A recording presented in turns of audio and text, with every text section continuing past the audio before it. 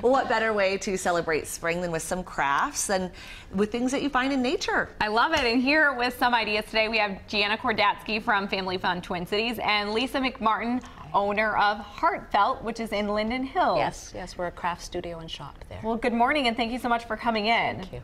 I love the ideas that you brought in, because if you're going outside, you might see some twigs. We have a couple of them down in our yard right now. I bet you do. I bet Right, you. and people are very glad to have you take them. Yes, haul them You away. have some ideas. Yeah, so the reason we're looking at twigs, because in Minnesota, of course, the spring isn't really spring. It's more like what's going to come, the promise of spring. So, but little ones particularly love to go outside and pick things up. Yeah. And so it kind of gives reason to walk with your children, and you can get these little twigs. And I found these on my walk to work. Okay. And you can make a little tree by just putting in some clay, and then you could have like a little table or shelf, and that would be sort of your spring scene.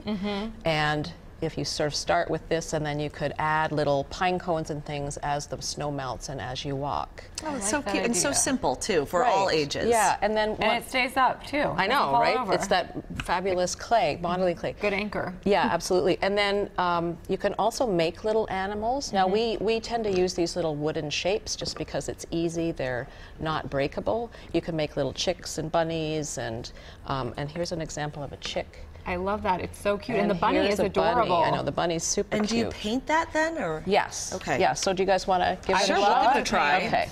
I mean, Allie's more of the artist. I only have between one the two brush, of us. so that'll kind of... Then let's have Allie do it so I don't embarrass myself. limit you. Let me move this a All little right. bit. And where do you find the little wooden pieces? I sell them at my shop. Oh, okay. It's something that you can get at Michael's or Joann's also. Okay. So what you're going to do is you're going to dip in there, and you'll brush it sort of long strokes, because that's acrylic paint.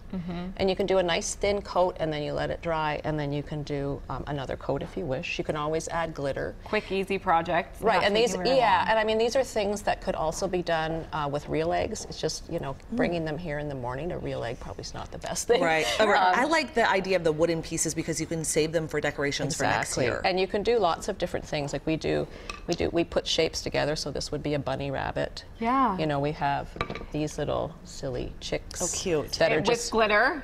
Of course. A little bit of bling. And where do you get the little fuzz? That's just a feather. Or you can also use, we use little bits of wool. So this guy has a feather on him.